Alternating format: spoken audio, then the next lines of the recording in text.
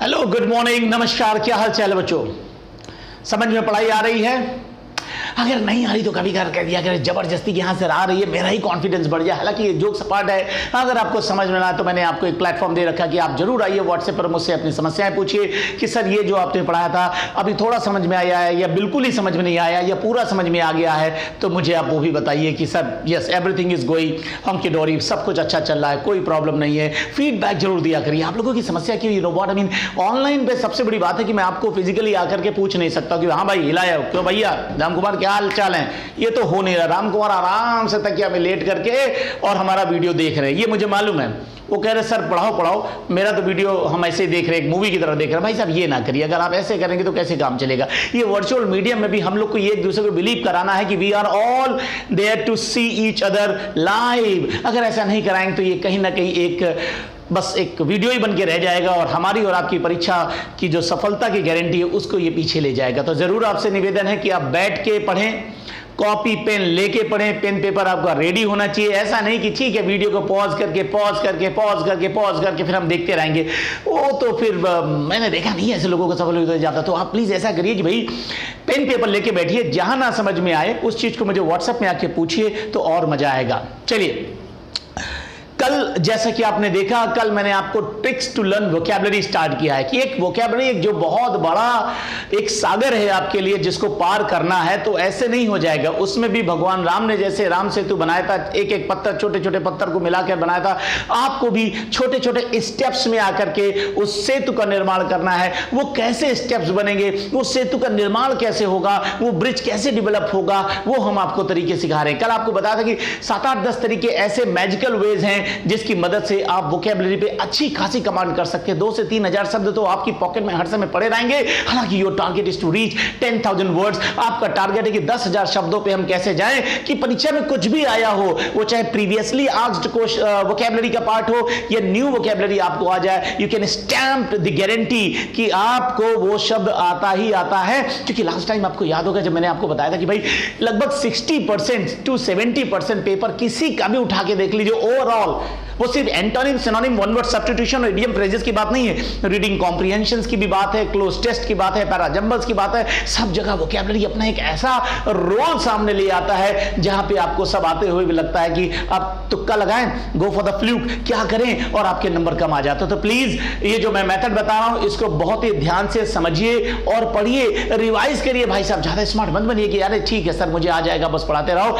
आप प्लीज मेरी बात मानिए, क्योंकि इधर एक्सपीरियंस है उधर यूथ है, और एक्सपीरियंस और यूथ का जो ब्लेंड होता है ना, वो सक्सेस की गारंटी होता है। याद रखिएगा, सक्सेस की गारंटी होता है। आपने देखा कभी भी इंडियन क्रिकेट टीम में सारे नए लड़के रख दिए गए, पुराना कोई हो नहीं। वो चाहे वे बैक 70s से ले लिए, सनी गावस्कर साहब के जमाने से, अमरनाथ साहब के जमाने से लेके विराट के जमाने में भी, आज भी एक्सपीरियंस और यूथ का एक ब्लेंड है। एक्सपीरियंस आपको राह दिखाता है, ठीक है, और यूथ उस पर चल पड़ता है। तो एक्सपीरियंस और यूथ को कंबाइन करिए और चलिए सफलता की गारंटी की तरफ। चलिए वापस आते हैं अपनी वोकैबुलरी के इसी सेगमेंट पर, और आज हम आपको और सारे तरीके बताएंगे। लेकिन क्योंकि हो सकता है कि आपने रिवाइज नहीं किया हो, तो मैं आपके लिए थोड़ा सा रिकैप जरूर 1 मिनट में लाने की कोशिश करूंगा। देखिए हमने मेथड 1 पढ़ा था, अगर आपको याद है, we studied method 1। Method first हमारा क्या था? मेथड फर्स्ट में हमने सीखा था रूट वर्ड से सीखना, with the help of root words. याद है बच्चों, हमने कहा था रूट अगर आपके पास है तो फ्रूट्स आपको कोई लेने से रोक नहीं सकता है, राइट? तो रूट वर्ड्स की मदद से मैंने बताया है आपको, जैसे रूट हमने शायद आपको दिया तो दिन साइड, CIDE साइड, और बताया था इसका मतलब होता किलिंग।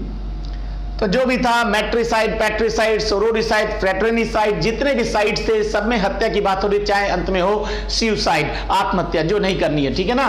तो सुसाइड जितने भी साइड, अब मान के चलिए अभी हमने आपको बताया, हम आपको लिस्ट बस एक मेथड बता रहे हैं, उसके डिटेल में भी हम लोग नहीं जा रहे हैं। तो डोंट गेट कंफ्यूज कि सर ने यही पढ़ा के हमको छोड़ दिया, ये सिर्फ हम मेथड से आपको इंट्रोड्यूस करा रहे हैं, इसके बाद समझने की कोशिश करिए। बेनी है, बेनी का मतलब होता है गुड, जहां जहां बेनी लगेगा कुछ गुड होगा। देख लीजिए बेनिफैक्टर आपके अच्छे हित की बात करता है ना?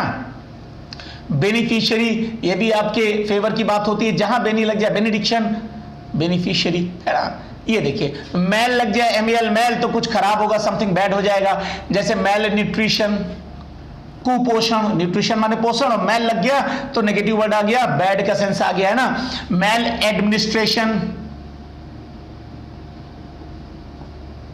सपा कांग्रेस वाले बोलेंगे कि भाई यूपी में मेल एडमिनिस्ट्रेशन कुशासन चल रहा है, बीजेपी वाले बोलेंगे वेल एडमिनिस्ट्रेशन चल रहा, सुशासन चल रहा है, दिस एंड दैट, तो मेल लग जाए तो ये हो जाएगा। ये तो एक आपको तरीका मैं पढ़ा चुका हूं, इसलिए डिटेल में उसमें नहीं जा रहा हूं। मेल यानी कि जितने भी ये रूट्स जो आपको मिल रहे ना, प्रीफिक्सेस और सफिक्सेस के साथ जो रूट बॉडी मिलती है, इससे भी आप बहुत जल्दी कमांड कर सकते हो वोकैबुलरी पे, क्योंकि सिर्फ यही तो एक तरीका है नहीं वोकैबुलरी पढ़ने का कि आपने रूट वर्ड्स पढ़ लिए 300-350 और आपको सारी वोकैबुलरी कमांड होगी। भाई साहब ऐसा होता तो फिर क्या होता है ना, फिर तो हम लोग पढ़ाने के लिए आते नहीं, आप खुद ही सीख जाते। तो पहला तरीका मैंने आपको बताया कि रूट वर्ड है। दूसरा तरीका क्या, वो देखिए, method number 2, this is method number 2, और इस पे मैंने आपको बताया था, मेथड नंबर 2 आपको दिया था नेमोनिक्स का, राइट, बताया था science of mnemonics comes into play.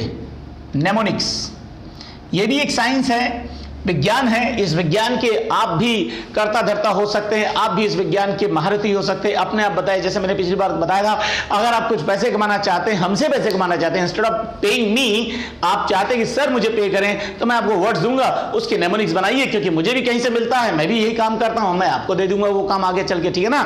और आप you can earn bucks from me as well, though it's not going to be that easy, लेकिन मैं आपको दूंगा तो टफ वर्ड्स ही, इसलिए बहुत ज्यादा इजी नहीं होगा। तो देखिए नेमोनिक्स में हमने बात करी थी कि शब्द को तोड़ दीजिए और शब्द को ऐसा ब्रेक करिए कि वो आपको खुद याद हो जाए। इसलिए नेमोनिक्स में ये जरूरी नहीं कि एमके सर जो पढ़ा रहे वही सही है या बुक्स में लिखा वही सही है, आप अपनी नेमोनिक्स घर में खुद बनाइए। Develop the art of breaking a word into segments, और उन सेगमेंट से ऐसा कुछ निकल के आ जाए कि आपको याद हो जाए। जैसे देखिए मैंने पिछली बार आपको क्या पढ़ाया था, याद है नेमोनिक्स से? अगर आपने पढ़ा था तो वो भूले तो नहीं होंगे भाई साहब, ये मेरी गारंटी है। एक्सटरपेट, एक्सटरपेट का मतलब मैंने आपको बताया था कि किसी भी चीज को जड़ से उखाड़ फेंकना, या किसी भी चीज को कम कर देना, कट कर देना, रिमूव कर देना, एक्सटर्मिनेट कर देना, उसको एकदम रूट आउट कर देना, अपरूट कर देना, यही सब तो पढ़ाया था ना।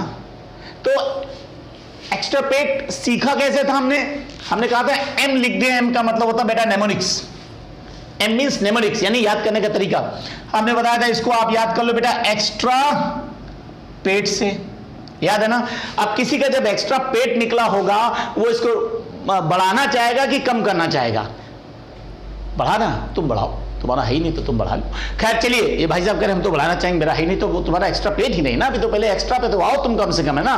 एक्स्ट्रा पेट का मतलब होता है कि आप उस पेट को कम करना चाहते हैं, you want to look as slim and svelte as you may be, right. तो ये तो हुआ एक्स्ट्रा पेट का कॉन्सेप्ट। फिर इसके बाद मैंने आपको दूसरा वर्ड दिया था, याद है, कर्मजन। मैंने बताया था कर्मजन दिया था, इसकी नेमोनिक्स आपको क्या दी थी बेटा? हरभजन। एग्जाम्पल मैंने सिडनी टेस्ट मैच का दिया था, हिस्टोरिक सिडनी टेस्ट मैच हुआ था जिसमें भारत और ऑस्ट्रेलिया का मैच हो रहा था, टेस्ट मैच हो रहा था। हरभजन ने एंड्रू साइमंड्स को मंकी अंकी कुछ कह दिया था, लास्ट वीडियो मैंने बताया हुआ, आप देख लीजिएगा। तो इसको याद करा था हरभजन, कर्मजन, राइट। और तीसरा शब्द मैंने आपको शायद दे ही रहा था, वहीं से मैंने क्लास खत्म किया था। देखिए नेमोनिक्स में तीसरा वर्ड बेटा है मिसयू, यहां से पढ़ते हैं क्योंकि शायद यहीं से लास्ट हम लोगों ने खत्म किया था। देखो बेटा मिसयू एक नाउन है, मिसयू इज अ नाउन। इसका मतलब क्या होता है? A long and lengthy letter. अगर आपको कोई बहुत लंबा चौड़ा पत्र लिखता है तो वो कोई बहुत मतलब आप उसको पॉजिटिवली ले लेते हो कि नेगेटिवली लेते हो? बहुत लंबा चौड़ा पत्र लिख दिया, do you take it positively और नेगेटिवली? आप बताइए सोच के। अगर आपके बॉस महाशय बड़ा लंबा चौड़ा खत आपको लिखते हैं तो कहीं ना कहीं लगता है ना, इतना लंबा चौड़ा पत्र लिखा है, क्या मेरी नौकरी चली गई है, क्या हो गया, मेरा कोई राज खुल गया, and so on and so fourth. ऐसा आपको दिमाग में बहुत सारी बातें चलता रहता होगा। तो लंबा चौड़ा जो पत्र होता है ना, इसको कहते हैं इंग्लिश में मिसयू। अब एग्जाम्पल ले लें, जैसे my boss is firing off yet another missive. और मेरा बॉस जो है मेरे बॉस ने एक और मेरे ऊपर मिसयू दाग दिया है, यानी कि उसने एक और लंबा चौड़ा पत्र लिख दिया है जिसमें हो सकता है कि मुझसे पूछा गया हो कि एक्सप्लेन करो कि ऐसा क्यों हुआ था। This is called miss you. अब इसको याद कैसे करेंगे? नेमोनिक्स के बारे में हम बात करें तो नेमोनिक्स की बात ना हो तो बेईमानी होगी। मिस यू की मिस यू मिस से बना है, मिस से बना है ना, ये शब्द मिस से बना है। अच्छा, जब आप किसी को मिस करते हो, चलिए मैं बोल देता हूं खोल के, जब आपका गर्लफ्रेंड चला जाता है, भाग जाता है किसी और के साथ या कुछ ऐसा ही होता है, देन आप बहुत dejected like a wait hand हो जाते हो, डिप्रेस्ड हो जाते हो, उदास हो जाते हो, दुनिया आपके लिए रूखी सूनी सब हो जाती है, जग सूना सूना सा हो जाता आपके लिए है। तब आप क्या करते हो? When your girlfriend runs away with somebody else, elopes with somebody else, then you write a miss you to her, don't you? तो देखिए बन गया when your girlfriend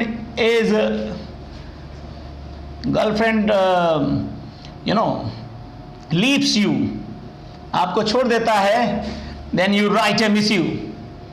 आप लंबा चौड़ा एक मिस यू लिखते हैं। याद है वो दिन जब मैं रिचार्ज कराता था, तुम्हें मोबाइल फोन देता था, तुम्हें पिज्जा खिलाता था, तुम्हें बर्गर खिलाता था, बहुत सारी घटनाओं का आप जिक्र करते चले जाएंगे। उस समय then you write a miss you when your girlfriend breaks apart, और आपसे दूर हो जाता है, तब आप क्या करते हो? You write a miss you. या इसी प्रकार की कोई और घटना आप याद कर लीजिए, गर्लफ्रेंड को छोड़ के कुछ और याद कर लीजिए, आप किसी से बहुत बेहद दुखी हैं या आपके साथ किसी ने बहुत ज्यादा गलत काम किया है, तो आप उससे एक्सप्लेनेशंस मांगते हो, that is also called a miss you. जब लंबा चौड़ा खत लिखें, पत्र लिखें, तब that is called a miss you. अगले वर्ड की तरफ चलते हैं, we move to the next word, that is anathema.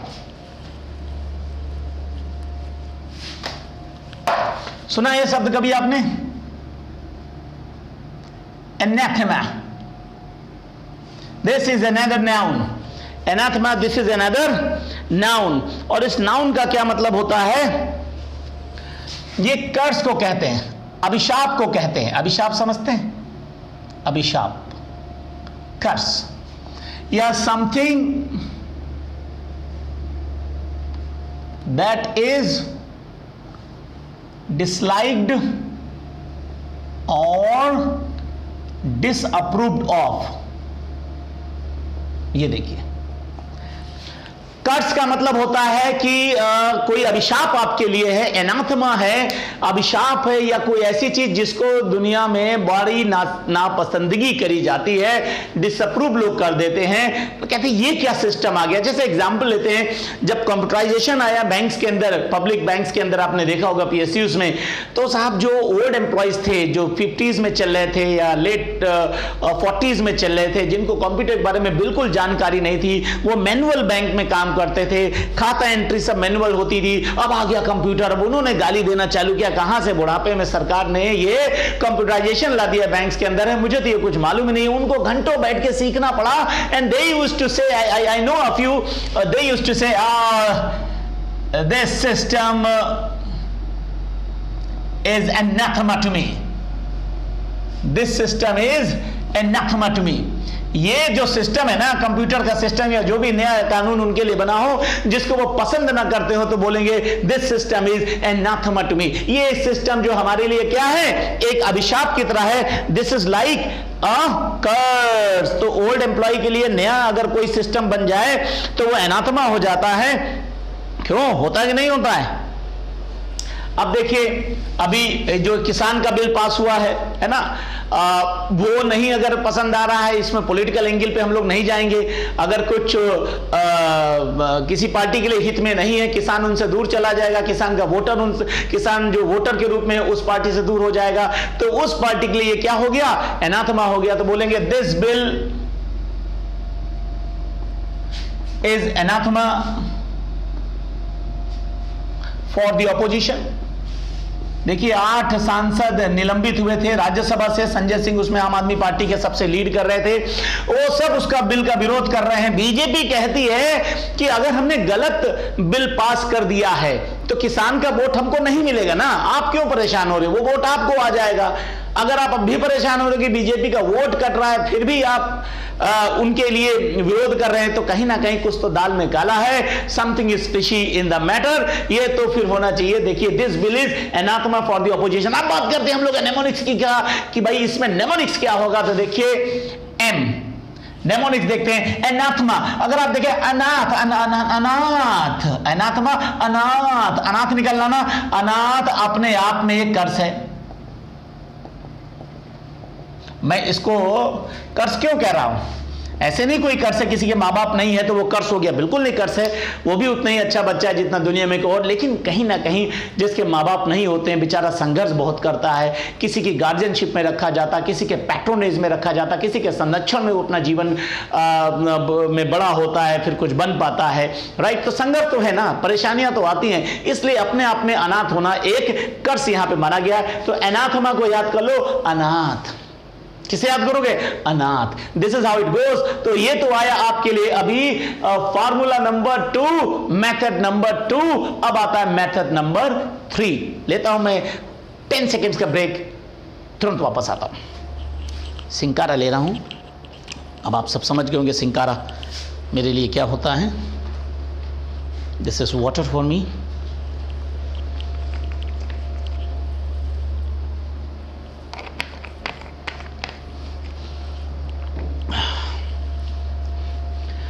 Right तो यहां पे आपने पढ़ा मेथड नंबर 2। अब देखते हैं मेथड नंबर 3 जो हमारा है। फार्मूला क्या है? तीसरा तरीका क्या है वोकैबुलरी पे कमांड करने का? देखिए जब वोकैबुलरी हम लोग की क्लास रेगुलर लगने लगेगी तो यही सब मेथड्स होंगे जिनकी मदद से हम पढ़ाएंगे। अब वहां पे हम बार बार नहीं बताएंगे नेमोनिक्स का मतलब क्या होता है, रूट का मतलब क्या होता है, या जो और अभी मेथड देने जा रहे हैं उसका मतलब क्या होता है। देखिए जल्दी से method number 3, formula number 3, try and explore all possible parts of speech of the word।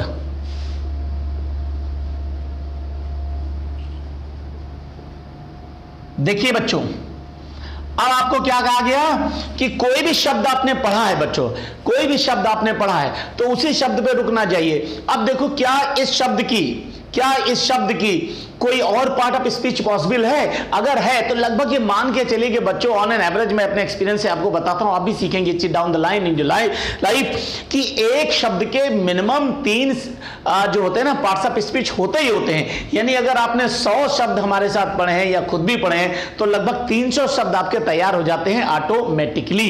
ये ध्यान दीजिएगा, राइट। तो देखिए और जितनी भी पार्ट्स ऑफ स्पीच है, जैसे एग्जांपल ले लें, अभी जो पढ़ चुके हैं उन्हीं का एग्जांपल लेंगे हम। यहां पे हमने पढ़ा था एक्सटर्पेट, तो तुरंत डिक्शनरी में देखिए कि एक्सटर्पेट का कोई और भी शब्द होता है क्या? Is there any other word originated out of this particular word? या इस वर्ड से कोई और वर्ड ओरिजिनेट हुआ है क्या? और इससे संबंधित कोई पार्ट्स ऑफ स्पीच हो सकती है क्योंकि ये तो है वर्ब। देखिए इससे दूसरा शब्द मिला, एक्सटर्पेशन मिला बच्चों। तो अगर परीक्षा में आता है एक्सटर्पेट तो भी आपको आता है एक्सटर्पेशन लिख के, तो परेशान मत होइएगा, मीनिंग इसी का ही होगा, बस वो नाउन हो गया यहाँ पे है। एक तीसरा शब्द देखिए और नाउन इसमें बन जाएगी, पर्सनल नाउन इसमें एक्सटर्पेटर। आप देख रहे हैं तो आपने पढ़ा तो अभी हमारे साथ था एक्सटर्पेट, लेकिन अब आपको मिल गए इससे संबंधित 3 और शब्द। तो देखिए एक्सटर्पेट, एक्सटर्पेशन, एक्सटर्पेटर। इसी चलते हैं let's move on to the another word, जहां से देखते हैं कि उसकी भी क्या और पार्ट्स ऑफ स्पीच हो सकती हैं। जी हां, अगला शब्द मैंने आपको पढ़ाया था कर्मजन, याद है आपको? कर्मजन नाउन थी जिसका मतलब बताया था कि अ बैड टेम्पर्ड पर्सन। और आपको यह भी याद होगा कि कर्मजन को मैंने किससे बताया था, किस क्रिकेटर से इसको याद करना है जो सिडनी कांड हुआ था years ago in Australia, against Australia, monkey कांड, मंकी गेट। जी हाँ, हरभजन से मैंने आपको बताया था कि कर्मजन को आपको याद करना। जब हरभजन ने क्या कहा था वो आपको मालूम है, पिछले वीडियो में मैंने बताया हुआ है। तो देखते कर्मजन का क्या कोई और पार्ट ऑफ स्पीच हो सकता है? जी हाँ, कर्म जनरली, ये एडजेक्टिव है जिसका मतलब बुरे व्यवहार वाला। कर्म जनरली पर्सन, ये हो गया मैन, वीमेन, कोई भी एटसेट्रा, ठीक है। कर्म जनरली, अब जिसको आपने देखा होगा ना, औरतें हैं पुरानी मूवीज में कहती थी कर्म जली, ऐसा ये वो, तो वो गंदे इंसान को तो कहा जाता ना, ऐसा कर लिया वैसा कर लिया, so on and so fourth. अगले शब्द की तरह अच्छा अभी इसका एक बचा हुआ है, कर्म जनरलीनेस, ये नाउन होती बेटा, कर्म जनरलीनेस। तो ये देखिए इस तरीके से आप वर्ड्स हमारे साथ पढ़ेंगे। अब जैसे मिस्यू आया, मिस्यू एक अपना, उसकी कोई अदर पार्ट ऑफ स्पीच नहीं। एनाथमा उसकी कोई अदर पार्ट ऑफ स्पीच नहीं, जिसकी नहीं है उसको मूव ऑन कर जाओ, छोड़ दो।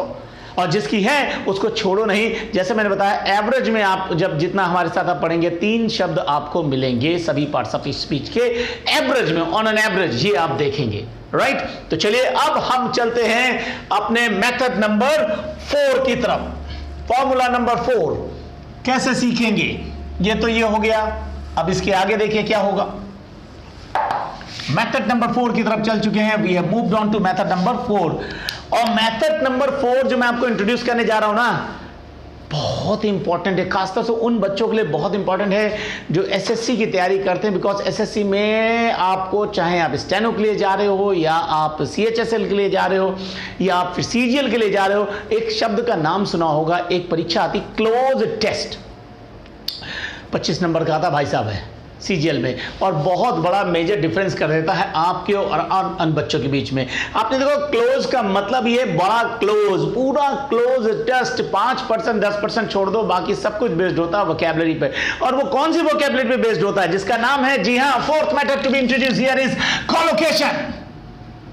बहुत बच्चे तो मुझसे जब मिलते हैं कहते हैं साहब ये डिक्शनरी तो मुझे किसी अध्यापक ने आज तक बताई नहीं। हम तो कोलोकेशन की डिक्शनरी भी होती है, ये तो सर मेरे पास जानकारी ही नहीं है। ऐसा भी बच्चे मुझसे पूछते हैं। हमने कहा कभी कोलोकेशन नहीं सुना? बोले सर मैंने तो कभी कोलोकेशन सुना नहीं। हाँ, मैंने कोचिंग सेंटर जरूर ज्वाइन किए हैं ऐसे, जहां पे एक किताब मिल जाती है, उसमें 5-10 हजार शब्द लिखे होते हैं, 15-20 हजार शब्द भी होंगे, लेकिन सर कोलोकेशन जैसी भला हमने आज तक सीखी नहीं है। तो मैं आपको बता दूं, कोलोकेशन पे अगर कमांड नहीं है तो आप किसी भी चीज पे कभी भी कमांड नहीं कर सकते, क्योंकि कोलोकेशन का मतलब क्या है पहले वो देखिए। इसकी अपनी एक सेपरेट डिक्शनरी आप जाइए प्ले स्टोर में, तमाम कोलोकेशन की डिक्शनरीज आपको मिल जाएंगे। अगर आप हार्ड कॉपी खरीदना चाहते हैं, मार्केट में अवेलेबल है कोलोकेशन की डिक्शनरी के नाम से। और जब इस पे आप कमांड करने लगते हो ना, तो आपको फिर लगता है कि अब मेरी जर्नी बहुत आसान हो चुकी है और अब हम कुछ भी कर लेंगे वोकैबुलरी के फील्ड में। तो देखिए कोलोकेशन का नाम है, देखिए बच्चों ये 2 शब्द मिलकर बना को एंड लोकेशन। को का मतलब समथिंग टुगेदर। को तो वहीं लगता है जहां पे कोई इंसान एक दूसरे के साथ हो या कोई चीज एक दूसरे के साथ हो। और लोकेशन का मतलब होता है शेयरिंग। किस लोकेशन पर है, को समझते ना, जैसे बेटा को बारोवर, तो इसमें कम से कम 2 बारोवर होंगे और दोनों की साझा जिम्मेदारी होगी। जैसे मान लीजिए आपको पढ़ाने के लिए 2 टीचर्स आते हैं, एमके सर हैं और कल कोई डीके सर भी चले आए, तो वहां पे फिर क्या हो गया, 2 टीचर हो गए, तो हम लोग क्या कहलाएंगे इंग्लिश में, को टीचर्स, है ना। ऐसे देखिए आपने देखा होगा को पैसेंजर्स। कल आपने देखा दीपिका पादुकोणे मुंबई से आ रही थी, उन्होंने चार्टर्ड प्लेन किया, सॉरी गोवा से मुंबई आने के लिए चार्टर्ड प्लेन मंगाया बैंगलोर से। क्यों? बिकॉज अगर वो रेगुलर प्लेन में जाती गोवा टू मुंबई तो उसमें को पैसेंजर्स और भी मिलते और उसमें फिर उनके लिए परेशानी खड़ी हो सकती थी। तो को का मतलब समझ में आ गया, something that goes together, something that goes together, that is called को। तो को का आप लोग मतलब यहां पे समझिए को लोकेशन। इनकी लोकेशन हमेशा एक साथ होती है, कभी ये अलग अलग नहीं जाएंगे, ये ध्यान रखिए। तो पहले कोलोकेशन की डिक्शनरी समझ, मीनिंग समझते हैं, डेफिनेशन समझते हैं। कोलोकेशन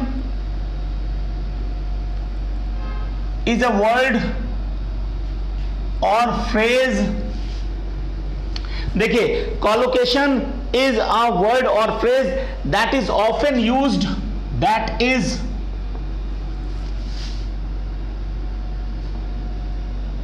देखिए कोलोकेशन इज अ वर्ड और phrase that is often used with another word और फ्रेज, विद अनदर वर्ड और phrase in a way that sounds natural। ये देखिए, तो कोलोकेशन बेटा एक शब्द होता है, शब्दों का समूह होता है, that is often use. Often use का मतलब होता है जिसका अक्सर इस्तेमाल होता है दूसरे शब्द या दूसरे फ्रेज के साथ, इस तरीके से इस्तेमाल होता है कि वो नेचुरल साउंड करे। कैसा साउंड करे? नेचुरल साउंड करे, नेचुरल साउंड करे। ये बहुत इंपॉर्टेंट चीज है। अभी देखिएगा, मैं आपको एग्जांपल देता हूं, जरा सा डेफिनेशन पे एक बार और गौर फरमा लीजिए, ठीक है। अब देखिए कोलोकेशन क्या है। हिंदी से शुरुआत करते हैं, जो बच्चे कमजोर है पहले उनको हिंदी से समझाएं। जैसे भगवान के नाम में लिखने जा रहा हूं, कृष्ण, दुर्गा, शिव, गणेश, हालांकि आपको गणेश जी से शुरुआत करनी चाहिए, एक ही बात है। कृष्ण, दुर्गा, शिव, गणेश। अब इधर इनका कॉलोकेशन बनाते हैं।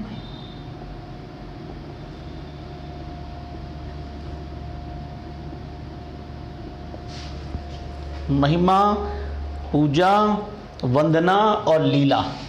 ठीक, अब देखिए बेटा, ये हिंदी से आपको पहले मैं समझाने की कोशिश करूंगा कि कॉलोकेशन है क्या चीज, ये क्यों पढ़ना इतना जरूरी है।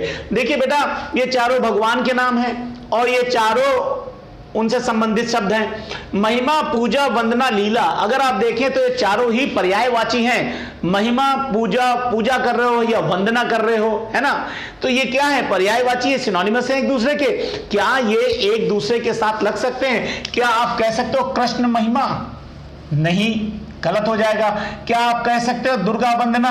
नहीं, गलत हो जाएगा। क्या आप कह सकते हो शिवलीला? नहीं, गलत हो जाएगा। तो सवाल ये है कि आप जानते हैं ये सिनोनिम्स हैं एक दूसरे के, इसके बाद भी इसका किसके साथ यूज होना है, यही तो कहलाता कोलोकेशन। यही तो देखो ना, कोलोकेशन, कौन शब्द किसके साथ जाएगा, मोटे शब्दों में समझ लीजिए, इसी आर्ट को कहते हैं कोलोकेशन। कौन सा शब्द किसके साथ जाएगा, इसी आर्ट को कहते हैं कोलोकेशन। इसमें और अभी आगे भी इंग्लिश में सीखेंगे। अब देखिए किसके साथ किसका तालमेल, वो आप जानते ही हो, हैं? देखिए, कृष्ण लीला ये सही है, दुर्गा पूजा ये सही है, शिव महिमा ये सही है और गणेश वंदना ये सही है।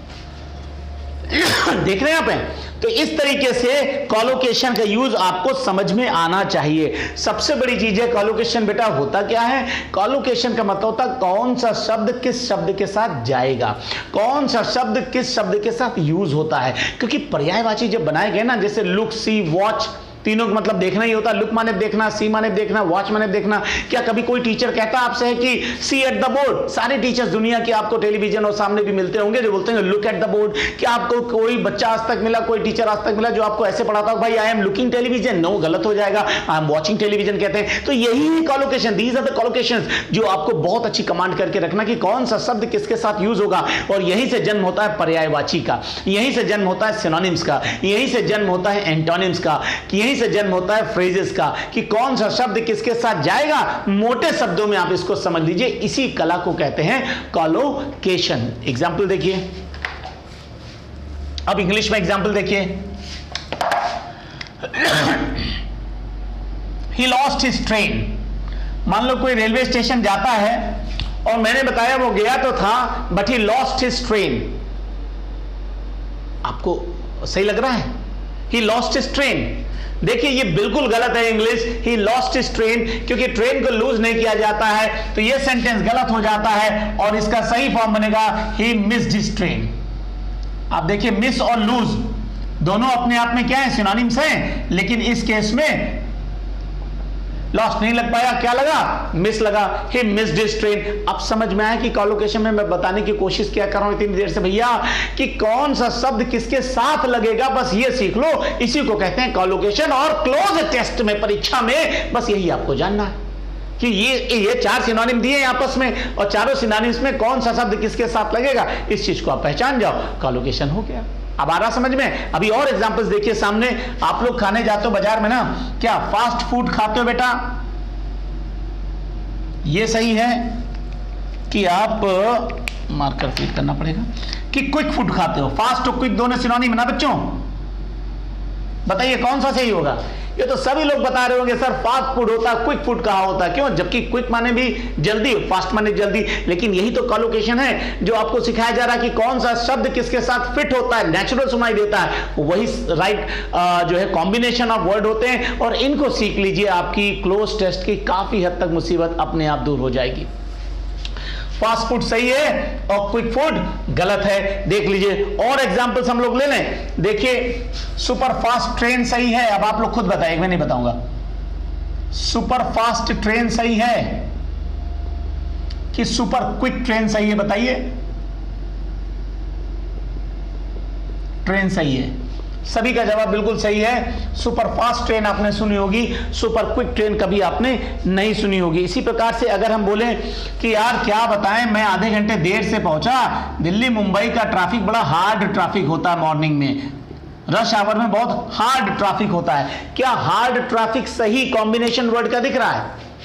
हार्ड ट्रैफिक, आप बताओ, does it sound little natural कि थोड़ा सा अलग से सुना? दरअसल हार्ड टॉपिक तो मैंने नहीं सुना, तो आप क्या लिखोगे? बहुत, ये तो गलत है। इसकी जगह क्या होगा? दूसरा एडजेक्टिव लगाना पड़ेगा। टेरिबल ट्रैफिक है, सही हो जाएगा। बैड ट्रैफिक है, ये भी चल जाएगा। हार्ड नहीं चलेगा भाई साहब, बैड ट्रैफिक है, ये भी चल गया, ठीक है ना।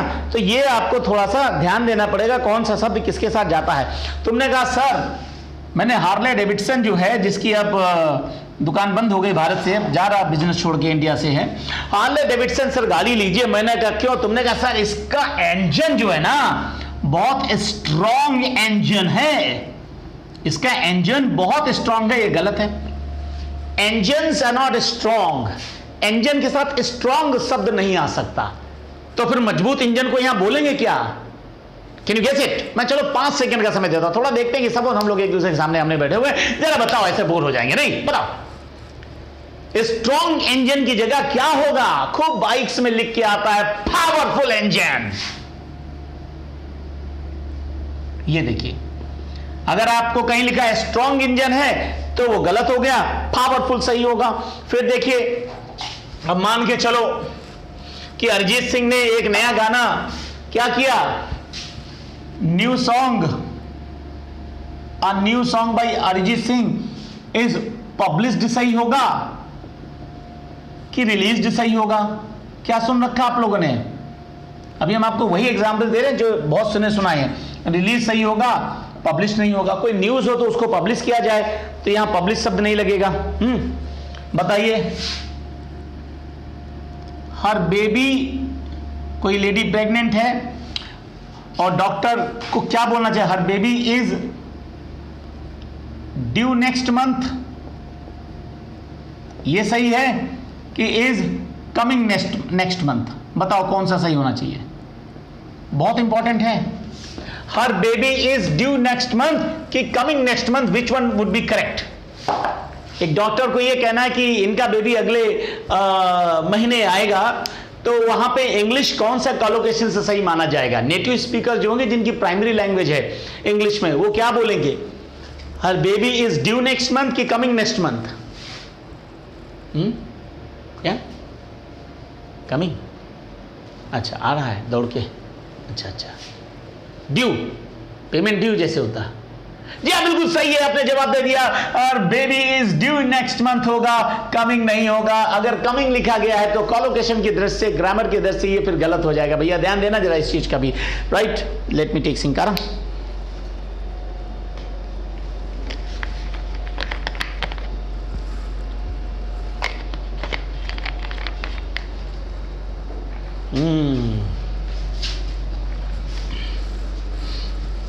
अब देखिए, किसी ने बड़ी मिस्टेक कर दी तो क्या? You have committed a large mistake. क्या ये सही हो सकता है? You have committed a large mistake, can it be held correct? बताइए। No, that is wrong. क्या सही होगा? Big mistake. अब लार्ज और बिग देखिए एक दूसरे के सिनोनिम्स हैं, लेकिन यहां पर लार्ज की जगह क्या लगेगा? बिग लगेगा। यह भी ध्यान देना आपको है। अच्छा, एनॉर्मस सरप्राइज दे दिया, वो लड़का आईएएस बन गया, ये तो मेरे लिए बहुत बड़ा सरप्राइज हुआ। एनॉर्मस सरप्राइज हो गया, ये गलत इंग्लिश होता है। एनॉर्मस की जगह क्या लगाओगे आप भैया? Big surprise. मतलब एनॉर्मस नहीं आ सकता है।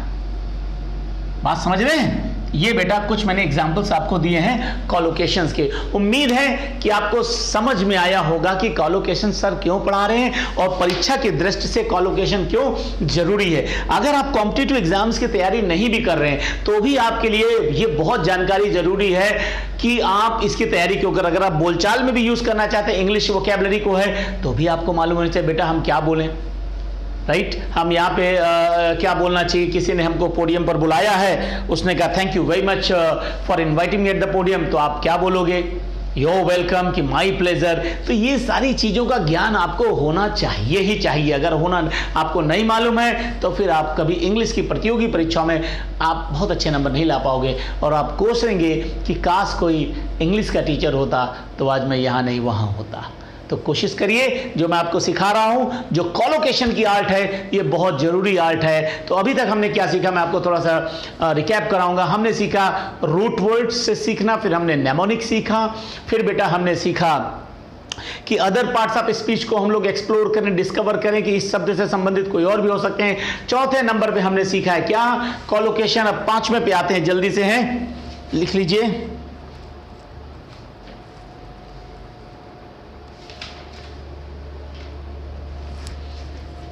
कोलोकेशन की जैसे डिक्शनरी बताई है, ऐसे ही बेटा होता है थेसॉरस। थेसॉरस सुना है? नहीं सुना? मेथड नंबर 5, डिक्शनरी कह दिया थेसॉरस।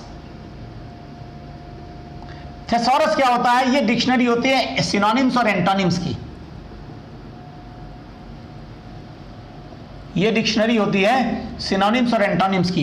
ये भी एक प्रॉपर डिक्शनरी, जैसे कोलोकेशन की डिक्शनरी आती है, ऐसे थेसॉरस की बेटा डिक्शनरी आती है। थेसॉरस खरीद लीजिए, आपको सारे एंटोनिम्स एंड सिनोनिम्स उसके अंदर मिलेंगे, राइट? ये बहुत जरूरी है। अब मान लो हमने एक्सटरपेट जैसे पढ़ा था, पुराने शब्द पे जा रहे हैं जिससे आपको नया शब्द ना मिले, भी कंफ्यूज ना हो। अब एक्सटरपेट तो पढ़ लिया, टू रिमूव और टू रूट आउट है दुनियादारी। अब इसके सिनोनिम पढ़ने चाहिए हमको। सिनोनिम में कैसे क्या आ जाएगा? जैसे एबॉलिश हो सकता है, बोलोगे सर हो सकता है। एनिलेट हो सकता है, पल्वेराइज हो सकता है। इस तरीके से बेटा इसके सिनोनिम्स और एंटोनिम्स की भी तैयारी करनी चाहिए। एक्सपंज हो सकता है, बिल्कुल सर हो सकता है, राइट? अब ये बेटा एबॉलिश कहां लगेगा? नहीं समझा? एबॉलिश कहां लगेगा? पल्वेराइज कहां लगेगा? एक्सपंज कहां लगेगा? यही तो सीखा हमने अभी पीछे चल के कोलोकेशन में। ये इसलिए जरूरी है कि ये शब्द कहां लगेंगे। धीरे धीरे जब आपको नशा हो जाएगा वोकैबुलरी का, मैं बता रहा हूं, मुझे हो चुका था नशा वर्षों पहले और मैं डूबा रहता हूं। आज भी जब मैं सोने जाता हूं तो मैं डिक्शनरी राइट और लेफ्ट साइड मेरे बेड में जरूर रखी रहती है। अगर राइट टर्न ले लिया तो राइट साइड की डिक्शनरी खोल दी और एक नया शब्द जरूर मैं पकड़ लेता हूं डेली। उसमें एक नया शब्द मैं आज भी सीख रहा हूं। आप सोचो आप कहां पे हो? आप तो अभी शिशु अवस्था, मैं शिशु भी नहीं बोलूंगा कुछ बच्चों के लिए, अभी आपकी भ्रूणावस्था चल रही है, अभी आप एम्ब्रियोनिक स्टेज में चल रहे हो, you are not born even. Vocabulary का जहां तक संबंध है भाई साहब, भले जींस पहनते हो आप, है ना, तो भ्रूणावस्था भी चल रही है, एम्ब्रियोनिक स्टेज पे आप चल रहे हो, तो बहुत तैयारी अभी करनी बाकी है। मैं समझो मैं इतने वर्षों से पढ़ा रहा हूं, मोर देन 2 डेकेड्स अब ऑलमोस्ट होने जा रहा है। तो आप, मैं जब डेली एक शब्द नया सीख रहा हूं, क्योंकि भूलता भी तो जाता हूं, तो जब डेली एक शब्द नया सीख रहा हूं तो आप भी तो सीखने के लिए, आपके पास तो अथाह सागर अभी एक्सप्लोर करने को, नशा हो जाएगा, इंटॉक्सिकेशन हो जाएगा।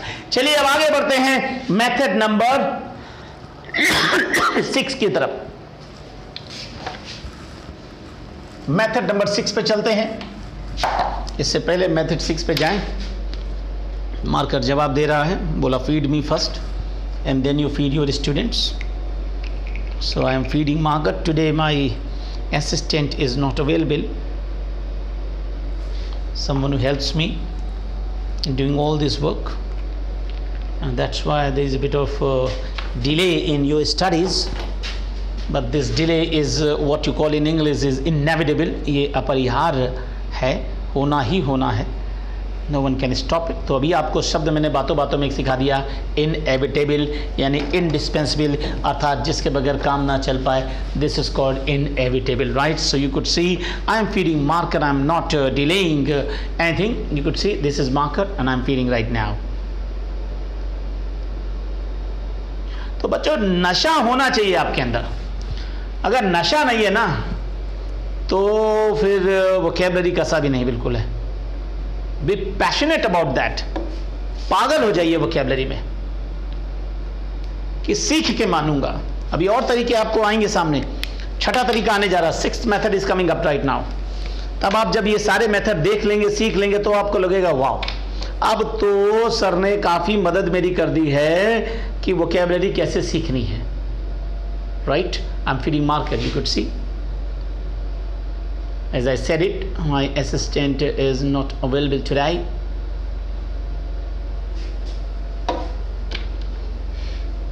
और जैसा मैंने बताया कि इंग्लिश में वोकैबुलरी जरूर पढ़िए, हिंदी में जरा कम पढ़िए।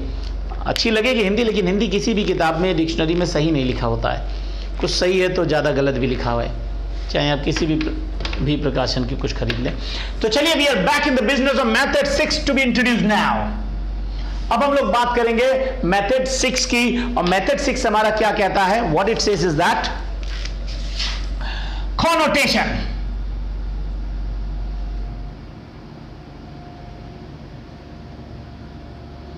बच्चों क्या होता है कॉनोटेशन? देखिए कॉनोटेशन क्या मतलब है इसका? बेटा कुछ शब्द ऐसे होते हैं जो न्यूट्रल होते हैं और कुछ शब्द ऐसे होते हैं जिनके ऊपर पॉजिटिव चार्ज होता है, या कुछ शब्द ऐसे भी होते हैं जिनके ऊपर नेगेटिव चार्ज होता है। यानी कुछ शब्द ऐसे होते हैं जो मैं आपको कैसे समझाऊं, जिनको अच्छे सेंस में बोला जाता है, और कुछ सेंस बेटा ऐसे होते हैं जिनको बुरे सेंस में बोला जाता है। जैसे हिंदी में कहते हैं ना, ये बहुत परम है, ये तो कानपुर में रहते हो तो सुना होगा ना, ये बहुत परम इंसान है। अगर आपने कह दिया परम इंसान है तो उसको अच्छा व्यक्ति मान के चलते हो कि बुरा व्यक्ति मान के चलते हो? आप बताइए। अच्छा तो नहीं मानोगे ना, लगता है ये कभी भी चूना लगा सकता। देखो चूना लगाना भी अपने आप में कौन सा शब्द हो गया बेटा? नेगेटिव वर्ड हो गया। इस तरीके के शब्दों, और हमने कहा बहुत शालीन महिला है ये, तो शालीन शब्द लगा दिया, इसका मतलब ये हो गया कि वो अच्छे से संबंधित है, वो पॉजिटिव हम उसको देख रहे हैं, नेगेटिवली नहीं देख रहे हैं। तो इसी को कहते हैं, जिन शब्दों पे दो प्रकार के शब्द हैं, या तो उनके ऊपर पॉजिटिव चार्ज होगा या नेगेटिव चार्ज होगा। अगर उनके अंदर पॉजिटिव चार्ज होता है तो उनका कॉनोटेशन पॉजिटिव हो गया, अगर उनके अंदर नेगेटिव चार्ज होता है तो उनका कॉनोटेशन नेगेटिव हो गया। फिर मैं आपको बता दूं कि क्लोज टेस्ट में फिर इसका रोल यार आ जाता है कि अब वहां लगना था पॉजिटिव वर्ड, तुमने लगा दिया नेगेटिव वर्ड, दोनों पर्यायवाची थे एक दूसरे के। जैसे देखो दोस्त, आपने देखा दोस्त और गुर्गे में क्या अंतर है? दोस्त और गुर्गे में क्या अंतर है? दोस्त भी आपका साथी होता है तो गुर्गा भी साथी होता किसी का है। दोस्त लगता है पॉजिटिव सेंस में, दोस्त शब्द पे पॉजिटिव कॉनोटेशन है, और गुर्गे शब्द पे नेगेटिव कॉनोटेशन है। आपने हमेशा सुना होगा दाऊद इब्राहिम का एक गुर्गा मारा गया, दाऊद इब्राहिम का एक दोस्त मारा गया। कभी भी आप न्यूज चैनल्स पे नहीं सुनोगे, ना ही न्यूज़पेपर में पढ़ोगे। दाऊद का एक गुर्गा मारा गया। गुर्गे उनको कहते हैं जो गलत काम में शामिल होते हैं। जब आप किसी गलत काम में शामिल होते हो तो उनको गुर्गा कहा जाता। अच्छे सेंस में हम और आप दोस्त हो सकते हैं, लेकिन हम और आप अगर किसी क्राइम को अंजाम देने जाएं, चेन लूटनी थी, पल्सर बाइक मैंने काली दे दी, पेट्रोल आपने डलवा दिया, और चेन स्नेचर तीसरा लड़का करने गया, तो हम सब आपस में क्या हो गए? गुर्गे हो गए। तो गुर्गे गलत काम में शामिल होते हैं और दोस्त अच्छे काम में शामिल होते हैं। क्यों? इसी से बनता है कॉनोटेशन। उम्मीद है आपको हमारी भाषा समझ में आ रही है। बहुत आसान शब्दों में समझाने की कोशिश कर रहा हूं। लोगों की जिंदगी गुजर जाती है, ना तो कॉनोटेशन सुनते हैं ना कॉलोकेशन सुनते हैं, और कहते साहब हमने तो कभी सुना नहीं था, no teacher introduce me with this terminologies and all that. तो साहब ये अभी से सीख लीजिए, शुरुआती अवस्था से आपको आगे चल के बड़ी सफलता मिलने जा रही है, मैं गारंटी करता हूं। तो देखिए दोस्त को तो देखिए आप इंग्लिश में क्या कहते हैं बेटा? फ्रेंड। अब यही कॉनोटेशन है। गुर्गे के लिए फ्रेंड शब्द इस्तेमाल नहीं हो सकता। ये नहीं कहोगे one of the friends of Dawood Ibrahim has been shot dead by ST, अब that is a wrong sentence all the way. आप ये नहीं कहोगे दाऊद का एक दोस्त को एसटी ने मार गिराया है। दाऊद की एक सही काम है। अब गुर्गे को क्या बोलोगे? एड। गुर्गे की स्पेलिंग को AIDE, या अकम्प्लिश भी कह सकते हो। अकम्प्लिश, ये CE वाला अकम्प्लिश है, SH वाला नहीं जो पूर्ण करना अकम्प्लिश होता है। Accomplish your task, no that is not this. Accomplish, so ed, accomplish, ये नेगेटिव चार्ज है इन सबके ऊपर। क्लियर हो गई मेरी बात? तो गुर्गा और दोस्त में अंतर आ गया। यही बेटा होती है art of connotation. Art of connotation. For example देखिए, आप अपने बच्चे से कहते हो बेटा एनकरेज योर चाइल्ड, का मतलब हो गया पॉजिटिव सेंस में। एनकरेज में पॉजिटिव सेंस लगा होता है, प्रोत्साहित करना। अगर आप अपने बच्चे से कहते हो बेटा अगर आप फर्स्ट अपनी क्लास में नंबर 1 रैंक लेके आ जाओ तो बेटा मैं आपको एक रिस्ट वॉच गिफ्ट करूंगा, बेटा मैं आपको बाइसिकल ले दूंगा, बेटा मैं आपको नए कपड़े सिलवा दूंगा, या जो भी जिस प्रकार का आपके यहाँ चलता हो वो करा दूंगा। मेरे यहाँ चलता था कि बेटा तुमको हम चलो टॉफी खिला देंगे। तो देखो अब एनकरेज, अगर आपने अपने बच्चे को अच्छे सेंस में ड्राइव कर रहे हो मेंटली साइकोलॉजिकली, तो आप अपने बच्चे को एनकरेज कर रहे हो। अगर आप ऐसे कह रहे हो बेटा फर्स्ट डिवीजन तुम ले आओ, फर्स्ट डिवीजन बेटा ले आओ, नकल की पर्ची मैं बना दूंगा, पर्ची मैं बना दूंगा, तुम धीरे से मोबाइल रख के चले जाना, वहां पे नकल कर लेना, या बेटा कुछ भी कर लेना, कॉपी चुरा लेना, कॉपी बदल देना, हम तुम्हारी फर्स्ट डिवीजन बस आ जाए, तुमको एक मोटरसाइकिल ले देंगे। अब आप बच्चे को देखिए, सेम चीज है। एक दूसरे पेरेंट थे भाई साहब जो कह रहे थे बेटा फर्स्ट डिवीजन ले आओ, पढ़ाई करके ले आओ, मेहनत करके ले आओ, तो हम तुम्हें ये ले देंगे। दूसरा कह रहा तुम जैसे भी ले आओ हम तुम्हें दे देंगे, लेकिन लेके आओ। तो बाद वाला जो पेरेंट्स है ना, वो नेगेटिवली अपने बच्चे को चार्ज कर रहा है। तो यहां होगा harbour your child into doing something wrong, into doing something wrong.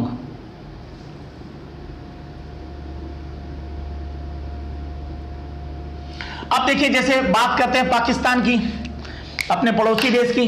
Pakistan आतंकवाद को बढ़ावा दे रहा है, पाकिस्तान आतंकवाद को बढ़ावा दे रहा। अब यहां बढ़ावा, आतंकवाद को बढ़ावा देना पॉजिटिव है कि नेगेटिव, आप बताओ? बिल्कुल, ये तो जग जाहिर है, आतंकवाद कोई अच्छी चीज तो है नहीं, नेगेटिव चीज है। तो आतंकवाद को बढ़ावा देने में एनकरेज वर्ड नहीं लगेगा, आप हार्बर लगाइए, हार्बर टेररिज्म। एनकरेज टेररिज्म शब्द गलत हो जाएगा कॉनोटेशन और कॉलोकेशन के व्यू पॉइंट से, ठीक है। तो इस तरीके से ये भी चलते हैं। कॉनोटेशन की कॉनोटेशन आपको कैसे सीखने हैं, नेगेटिव वर्ड है कि पॉजिटिव वर्ड है, एनकरेज लगना है कि हार्बर लगना है, ये चीज आपको आनी चाहिए। This is called connotation. अब इससे संबंधित एक और शब्द होता है बेटा, जिसको कहते हैं डेनोटेशन।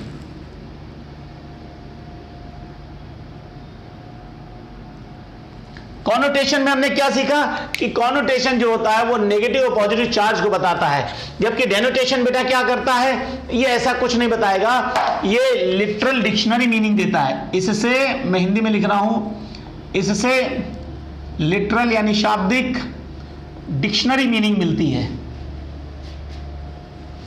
मीनिंग मिलती है, जबकि कॉनोटेशन से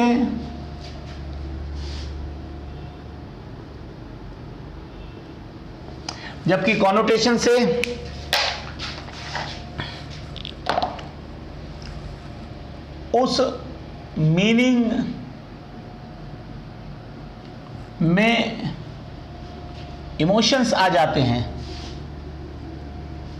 उस मीनिंग में इमोशंस आ जाते हैं। अभी हम आपको सिखाएंगे कि ये कौन से इमोशंस की हम बात कर रहे हैं, कैसी बातें करने जा रहे हैं, डेनोटेशन में हम आपको सिखाने जा रहे हैं, ध्यान दीजिएगा। और डेनोटेशन जो होता है ना, वो न्यूट्रल होता है, ये ना इसमें पॉजिटिव सेंस है ना नेगेटिव है, ये न्यूट्रल सेंस लेके आता है, क्योंकि अपना शाब्दिक अर्थ दे रहा है, इसका कोई सेंस नहीं है, ये अपना शाब्दिक अर्थ देगा। जैसे एक एग्जाम्पल दें, सबसे बढ़िया आपको आसान, डॉग। अब देखिए, डॉग माने तो आप जानते ही ना क्या होता है, Do I need to tell you? कुत्ता। तो डॉग, देखिए डॉग तो आपने देखा कैनाइन परिवार से आता है और इसको कहते हैं कुत्ता, ठीक। ये तो हो गया इसका शाब्दिक अर्थ। अगर शाब्दिक अर्थ हो गया तो ये हो गया इसका डेनोटेशन, ये इसका क्या हो गया, डेनोटेशन। अब अगर डॉग से हम इमोशंस डाल दें और डॉग का अगर हम कॉनोटेशन लेना चाहें, देखिए बड़ी मजेदार चीज आप पढ़ने जा रहे हैं भाई साहब, आप पढ़ते नहीं होंगे ये सब चीजें, किसी भी स्कूल कॉलेज से पढ़ के आओ या कोचिंग सेंटर से पढ़ के आओ, आमतौर पे मैं आपको बता रहा हूँ, ये चीज़ें आपको बहुत ज़्यादा सीखने सिखाने को मिलती नहीं है। कॉनोटेशन में अब हमने क्या डाल दिया, डॉग को अगर इसमें इमोशंस डाल दो किसी इंसान में डॉग के, तो कहते ना यार ये पक्का कुत्ता आदमी है, he is such a dog. अगर किसी इंसान को डॉग कहा जाता तो वो इंसान कैसा होता, अच्छा कि बुरा? जी हाँ, अनप्लेजेंट पर्सन। आप देखिए, जब डॉग से मीनिंग निकल आया अनप्लेजेंट पर्सन का, तो इसमें क्या हो गया, ये कॉनोटेशन बन गया अनप्लेजेंट पर्सन का। जैसे बताओ, एग्जाम्पल आप बता पाएंगे अपने आप? जैसे ही takes his dog for a walk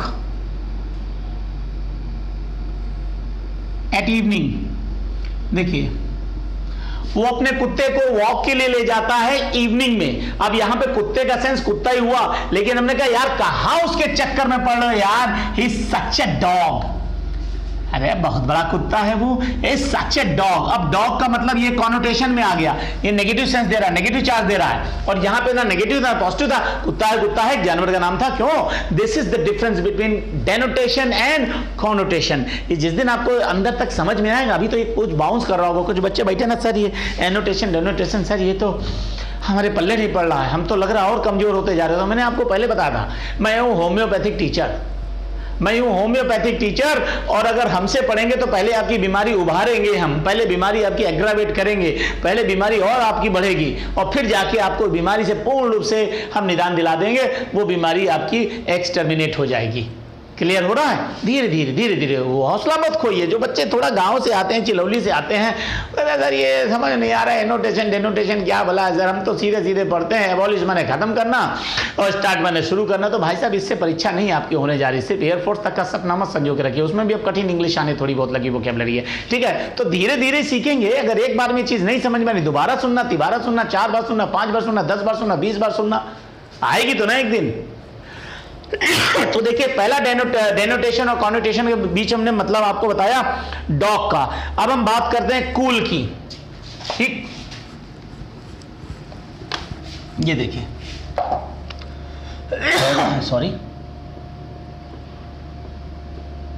ये देखिए डेनोटेशन में अगर हमने बेटा कहा कूल, तो कूल क्या है? कूल का शाब्दिक अर्थ क्या था? लो in temperature, low in temperature, उसी तो कूल कहते हैं। Well, it's quite cool here in this windy evening. Cool का मतलब होता ठंडा, है ना? और अगर कॉनोटेशन में कूल की बात करेंगे तो इसका मतलब होता कंपोज्ड, है ना, अनरफल्ड, शांत। कहते हैं ना धोनी मिस्टर कूल हैं। अब धोनी को कूल कहते हैं, बहुत ही शांत प्रवृत्ति के इंसान हैं, लेड बैक हैं, अनरफल्ड हैं, वेल कंपोज्ड हैं, अपनी नर्व्स पे नियंत्रण रखते हैं, कंट्रोल रखते हैं, उसी तो कहते हैं ना। हाँ जाओ यार। अब जैसे well it's quite cool here, it's quite cool out here in Chandigarh in the month of January. और देखिए यहां पे कूल का मतलब ठंडा, और यहां पे कूल का ही such a cool customer, is such a cool guy. अब अगर हमने कहा ही सच अ कूल गाय, धोनी के लिए मान लो बात कर रहे हैं, तो कूल गाय का मतलब नहीं है कि उसका टेम्परेचर नापो तो -20 बताएगा। वहां पे कूल का मतलब है कि उसका टेम्परेचर में सब ओके, लेकिन कूल बाय नेचर है। यही तो बताया था कि जब उस शब्द को का कॉनोटेशन निकालोगे तो इमोशंस डल जाएंगे। एक और शब्द बताते हैं, फिर इसके बाद हम आपको अगले मेथड की तरफ ले जाएंगे।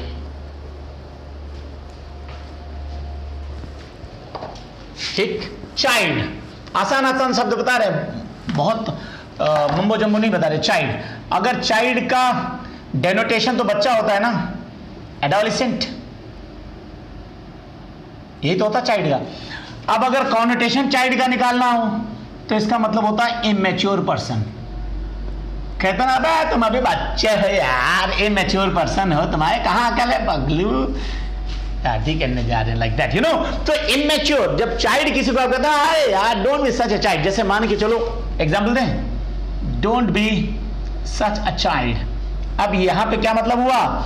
यार इतना भी बचकानी हरकतें मत करो, don't be such a child. उसने कह दिया कि तुम घर छोड़ दो, अपने पिताजी को छोड़ दो, पारो ने। अब तुम पिताजी को अपने छोड़ने जा रहे हो, घर छोड़ने जा रहे हो, 18 साल की उम्र हुई है, या 20 साल की उम्र हुई है, 25 साल की उम्र हुई है, 30 साल की उम्र हुई है, कमाते कुछ हो नहीं, तो वहां पे आदमी आपका जो वेल विशर होता ना, वो कहेगा don't be such a child, इतना बचकानी हरकतें मत करो। तो यहां चाइल्ड का कॉनोटेशन क्या हुआ? Immature person. ये चाइल्ड तो आप जानते हो ना, माई चाइल्ड। अब इसके पीछे कारण नहीं पूछा है, डजंट कॉल मी डैडी, ये सेंटेंस है, नहीं तो पूछो क्यों, है ना। My child doesn't call me daddy, मेरा बच्चा मुझे डैडी नहीं कहता है। तो ये देखिए सेंटेंसेस में आपको अभी मैंने बताया है कि कॉनोटेशन और डेनोटेशन के बीच में डिफरेंस क्या होता है। उम्मीद है आपको क्लास बड़ी मजा आ रही होगी, अच्छा लग रहा होगा। अभी आगे 1-2 मेथड और बाकी है, लेकिन वो जल्दी से मैं फिनिश कर देता हूं, कल के लिए इसको नहीं टालता। हालांकि हमारा क्लास का समय लगभग ओवर हो चुका है। We have come almost to the edge of an hour. मेरा क्लास का समय 45 मिनट्स आपको देता हूं, लेकिन आज थोड़ा सा एक्सीड कर रहा है। चलिए एक्सीड कर ही लेते हैं। आगे बढ़ते हैं मेथड नंबर 7 पर। इसको फिनिश आज कर लें। वोकैबुलरी के मेथड्स क्या क्या होते हैं,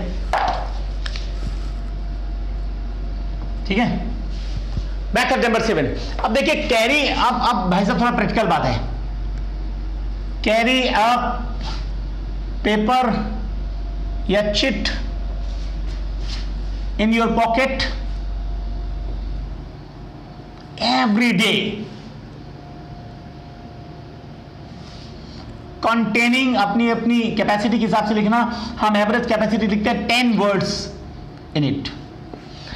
देखिए भाई साहब, आप काम करने वाले हैं, आप कहीं वर्किंग पर्सन है, या आप घर पे भी रहते हो, या आप स्टूडेंट हो, तो एक काम करिए, अपनी जेब में एक पेज जरूर ऐसा रखिए, इस तरीके से एक पेज, उसमें लिखिए 10 शब्द, 1 2 3 4 7 8 9 10, और कोशिश करिए वो शब्द हो जो नए आपने सीखे हो, उसको जेब में रखिए। दिन भर रिवाइज करिए, दिन भर रिवाइज करिए, मेरी बात मानिए, और अगले दिन वो आपको याद हो जाना चाहिए। ऐसे एक टास्क बनाइए, बड़ी प्रैक्टिकल अप्रोच है। मैंने बहुत कुछ ऐसे सीखा है।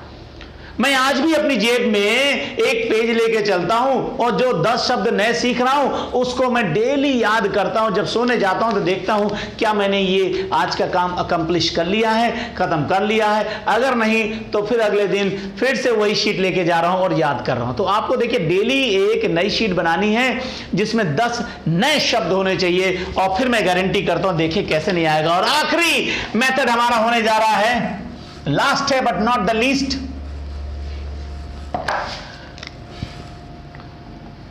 Read newspaper. न्यूज़पेपर पढ़िए बेटा, डेली न्यूज़पेपर पढ़िए। ऐसा नहीं है कि आप एडिटोरियल ही पढ़िए।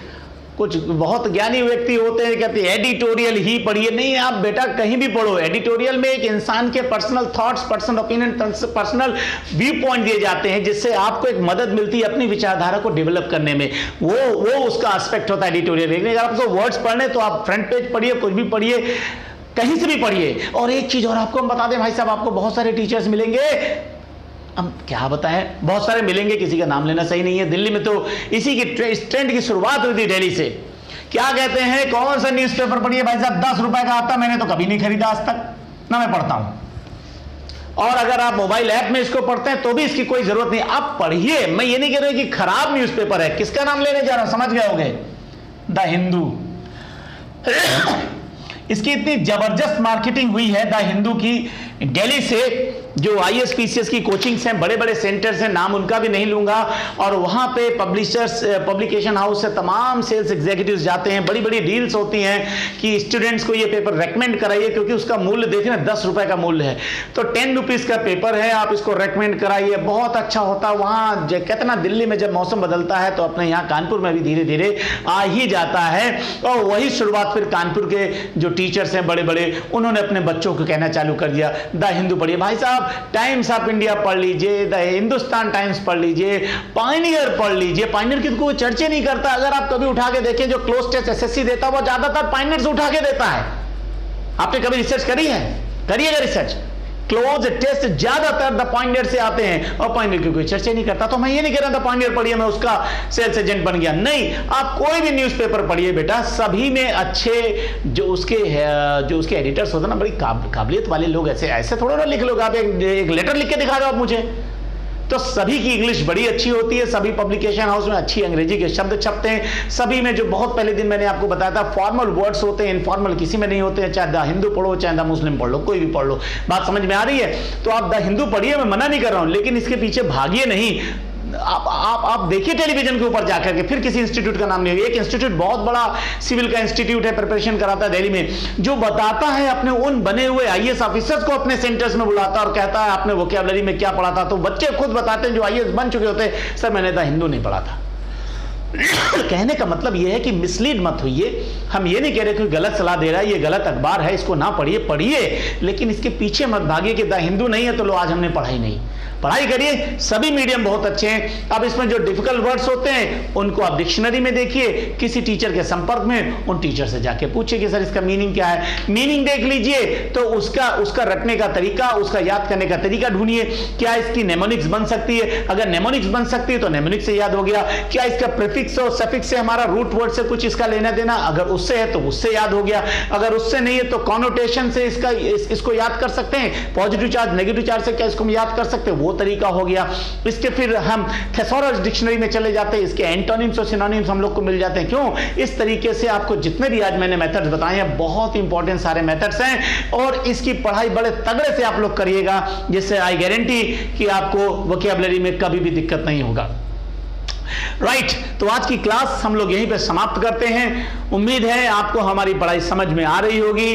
अगर नहीं आ रही है, मैं बार बार I am pleading to all of you तो प्लीज मुझे व्हाट्सएप पे अपने मैसेजेस दीजिए, फीडबैक दीजिए। अच्छी पढ़ाई हो रही है, खराब पढ़ाई हो रही है, कहां पे और इंप्रूवमेंट हम कर सकते हैं, कहां जाके हम आपको और बेहतर बता सकते हैं, ये जरूर मेरी मदद करें। Right, so here we come to the end of yet another class. आज हमारी क्लास यहीं पे खत्म होगी। कल फिर मिलेंगे आपसे ठीक sharp eight 11 o'clock. Goodbye for now.